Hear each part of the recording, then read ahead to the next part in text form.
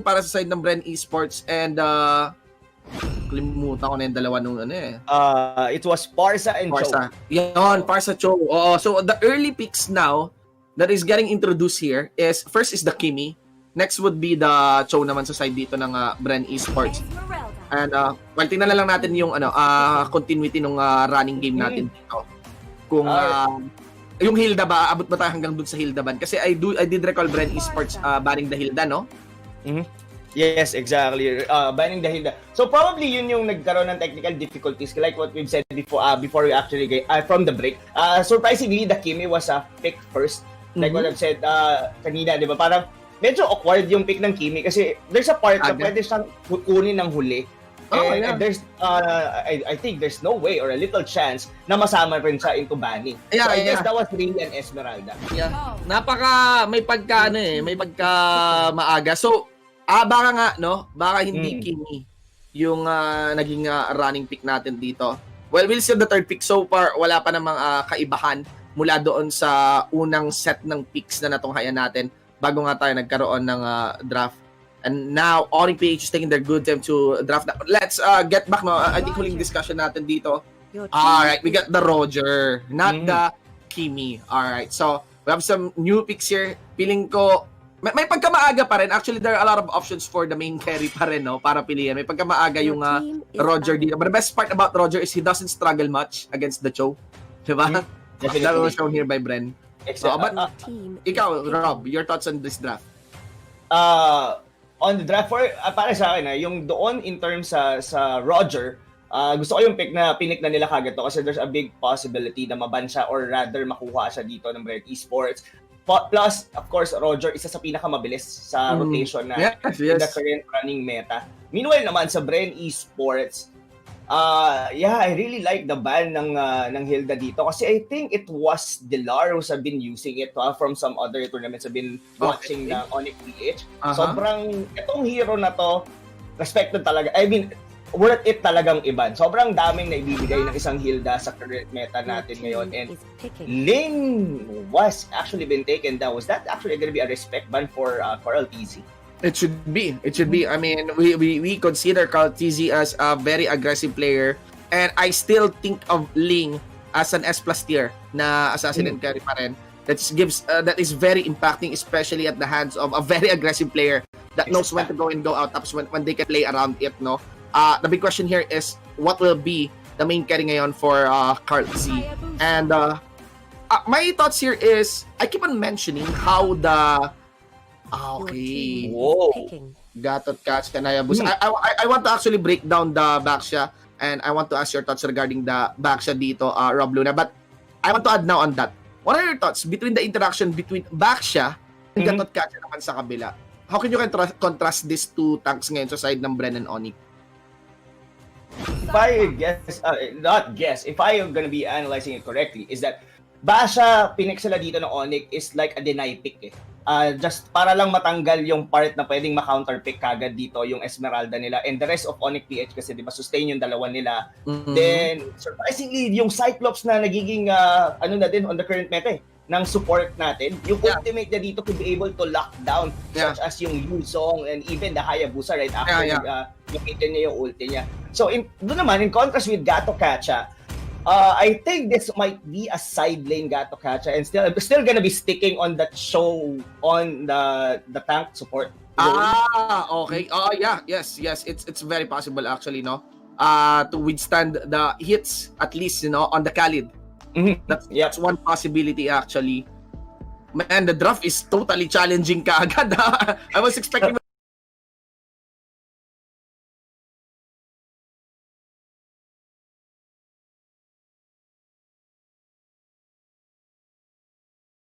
simple Atlas, no, pero syempre may Esmeralda naman. We'd be seeing simple Valier picks, may PNK picks, no? But this time outright nagkaroon na kaagad tayo ng Baxia. Hindi I mean they're rising, pero I didn't expect them to be quickly pick dito sa ating mismong regular season. And it is gonna be very exciting between these two teams. You know, we are already into the game, but I think let's take time, no? What will be your vote be? Ano saan malalagay ang bottom mo, paring Rob?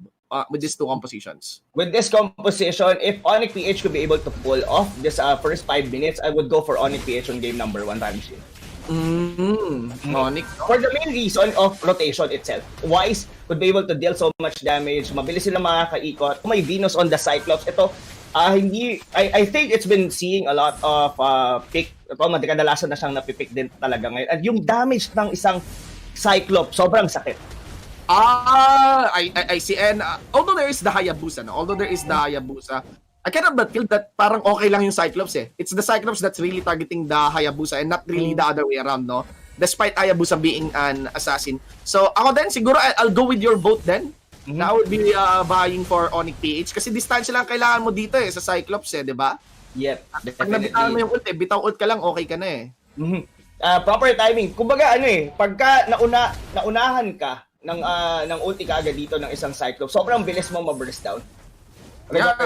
Specifically, nandito pa si Wise with its Roger. So kung titignan mo, ang bilis nila makakapag-rotate just for the mage support ng isang Cyclops. Ang Cyclops, no? Planet's attack plus even the innate damage to minions dito ni Roger, no? Yeah, ang bilis nung clear nung 3-man comp na to. For the point that Few has been rotating din, no? On scouting and getting vision, at least against Onic PH. But overall, the approach ng dalawang teams natin dito has been really safe, no? Safe and pass, no? Totoo. Safe and fast talaga dito. Pero yun na nga, andito na sila sa may top lane. Tingnan mo no? Pagkuha nila ng crab doon sa top. Luckily dito, BREN Esports, ang ganda na pick nila for the Farsa. Yeah. Well, they've been dancing around naman for that part. And feeling ko, ang maganda sa laro to, they're keeping their distance from each other, no? Maximize the distance from each other. Yes. I think for the first 5 minutes ito, paring shit, ang mangyayari dito is kung sino, baga paunahan mag-level 4, paunahan kung sino yung magiging reactor dito sa both of these teams. Kung sino yung mas magre-react, possibly yun yung may iwan sa rotation. Big question now. Ribo, burning is ultimate na lang to make an escape there. But from the looks of it, even yung mga tanks nga hindi sinasanto ng isa't isa. Let's go to the Gillette instant replay on that one. Actually, that was the first pick, no? And nakapaglakad naman si Jay dito. Pero, there was good cut din mula kay, para kay Card Z. I cannot but feel na sana nakapagbitaw yung Cyclops yata doon ng ult. And now we are seeing the Cyclops ult here, ha? Nako, mga kaibigan, Dilar advancing through that one. There's gonna be the thought naman mula kay Ribo, pero I think that should be it. Oy, backup ni Pew dito. Tinamaan si Dilar, he is down kill range. Lumapit din si Oh My Venus dito just to dish up an answer for the damage na binubuga ng mga taga-BREN Esports. Ogi Shadow Kill 3 activated as well. Oh my V, oh my G. Hindi yun. Actually, ang mamamaalam ay ang B for the back siya. At kuha na pati yung purple buff dito ng Onic PH. Ang ganda na naging rotation doon ng BREN Esports, let alone Flap TC disrupting everyone from the side of Onic PH. Kumbaga, si Oh My Venus hindi siya maka-move forward, hindi siya mas makatulong. It's all because sobrang ginugulo sila ni Flap TC with its dragon form. Now napapanish yung inakala nating parang magandang Cyclops pick dito. But I cannot but feel hindi lang din yung disruption ni Flap Z eh. Pati yung aggression din yata no ni Futol, no? Farsa, parang napaka-high impact din. But if ever, that trend, no, now that we are getting disproven here by BREN Esports, yung strength ng composition nila, do you still think na, parang siguro simula pa lang to, and there are still some strong points sa side ng Onic? Yeah, definitely. May strong points sila dito. I think pagka napansin nila dito that they could be able to go with few. Kumbaga mapasok siya dito like for example like the Khalid kasi hindi pa natin nakikita into action itong hero talaga ito just ngayon pa lang. Well, they're going for the Diamond Dilar pero alam natin under turret, not to mention it's a Khalid. May innate din eh. May innate survivability din yung Khalid eh. And maganda-ganda rin yung defensive stats niya. Kaya nga parang daan-daan umaakit na to sa tiering ng mga heroes natin, especially for that side lanes. But look at that. I cannot but feel, Rob, na nararamdaman na ng Onic that they cannot easily just go in and face this heavy melee comps ngayon ng BREN, no? Totoo yan. Kumbaga, the squishy hero lang definitely for BREN Esports na possible nilang mapasok was like Fuel. Card PC, yes, squishy siya, pero of course, the mobility is there. Ang surprisingly, kayang isoak up ng Khalid yung damage, no? Yeah, was heavy. Well, we got two members here. Maybe going for the casualty pero hindi. Yung flank kaagad doon ni Oh My Beans. Ang ganda ng pasok ni Carl Z doon. The placement of the shadow to the Ogie. Shadow kill. Gets the kill para kay B. At sunod pa para kay Jay. Makunat naman si Jay dito. Lusty now was able to cyclone out pero hindi. Iyak no bilang bumate. Hindi. Make sure po pa rin talaga si Lusty dito. And good guess doon, tol, no? We got the show talaga on the main support in the hands here of Lusty. And because of that very utilizable fighter position, feeling ko hindi nabibigyan talaga din ng freedom si Iakno dito, which is designed to be a heavy counter for these melee heroes, no? Totoo yun. Kumbaga, na-show out na kagad siya dun sa mismong lane niya sa top lane, then nawalan na dito ng magiging rotation. Ito ngayon ang magiging mahirap for the side of Onic PH kasi medyo umiliit na agad yung mapa nila for the first 5 minutes. It's something na dapat doon nagsasign ng isang Roger. Ano ba yung heavy consequences kapag kunyari ganito yung sitwasyon, maliit na yung mapa? Medyo parang you were actually getting forced na mag-move out sa isang lane. Like for example, what they're doing right now on the top lane, they're really forcing ito na makuha itong turret dito sa taas. It looks like, no? They are totally forcing kasi ngayon mapapansin ko yung Onic nagsasama-sama na, no? Pero sige, bantayan natin ha. Feathered Airstrike, maximum range talaga kay Few. Hindi rin basta lumalapit. Lusty very confident to go in. Parang ginagawa niya yung Grak Classic mula Season 3. Yung playstyle dito ni Lusty. Pero binati siya ni Dilar. Goes in for Kalzi. Ogie Shadow Kill. Wala na siyang paki kahit ilan ang tamaan dyan. Kasi may dragon naman nalalamang. There goes Flapsy. The inner draft, ladies and gentlemen. May iwan pa. Doon naman sa kabila. Si paring Dilar. Unlocks the mega kill for Few. And Iaknu is nowhere to be found. Jay just backing him out. Tapos lalapit pa yung BREN sa any pressure na ini-establish dito ni Iaknu. Men, feeling ko establish na yung lead, no, Rob? No, definitely. The lead is around 6,000. Grabe yung nag-start yon doon sa Feathered Airstrike ni Few, clearing the minion wave. Then right after, Flat PC came with his ultimate. Even the Hayabusa. Talagang inultimate na kahit 5 pa silang nandun yung Onic. It looks like AOE damage, no? Multi-target damage is the main headline ng laro natin dito. This is an under-turret fight. And they're totally losing it. They're gonna be losing their inner mid lane turret. We're speaking of Onic PH here. At mukhang hindi lang nanliliit yung mapa. Nape-pressure na rin sila, no? Paring Rob. Totoo. They're actually getting run down dito. Tapos sobrang na-zone out sila just by the ultimate kaagad lang ni Few. Yeah, it was heavy.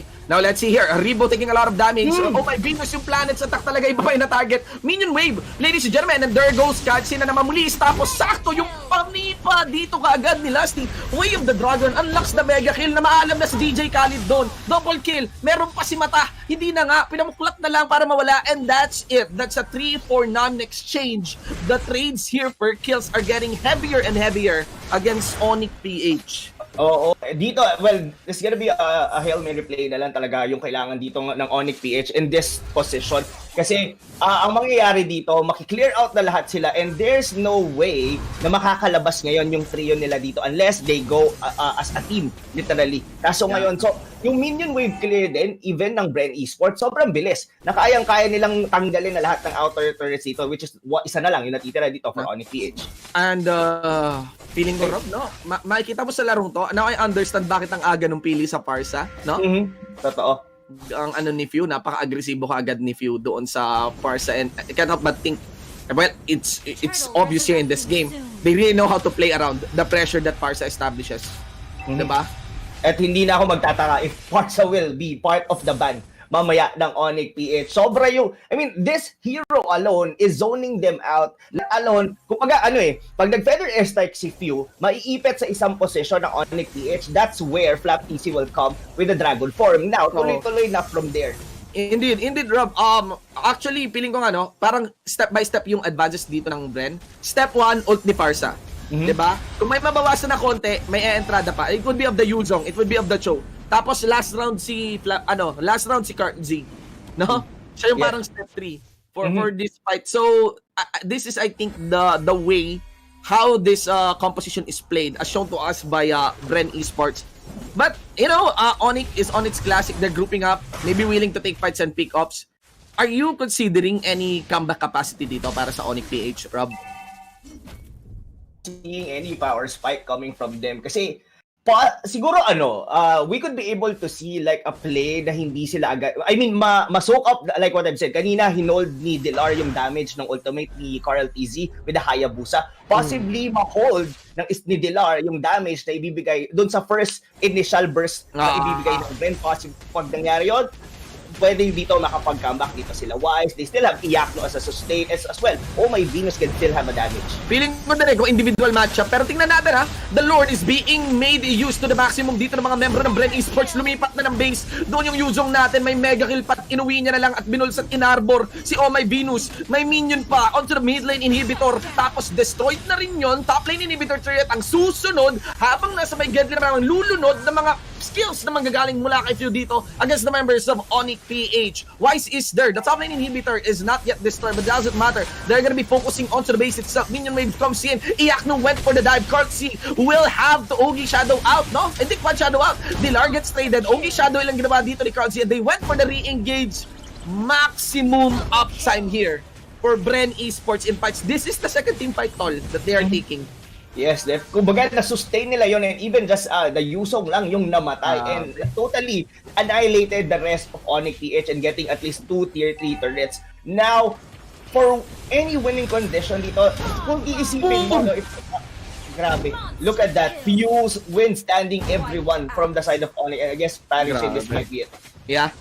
I mean, those 3 seasons for BREN Esports becoming finalists, you know, is not accounted for nothing. They're really, really strong at nagturo ng leksyon ngayon ng BREN Esports against the younger generation. Congratulations to BREN Esports. They're taking the game 1 of the series against Onic PH.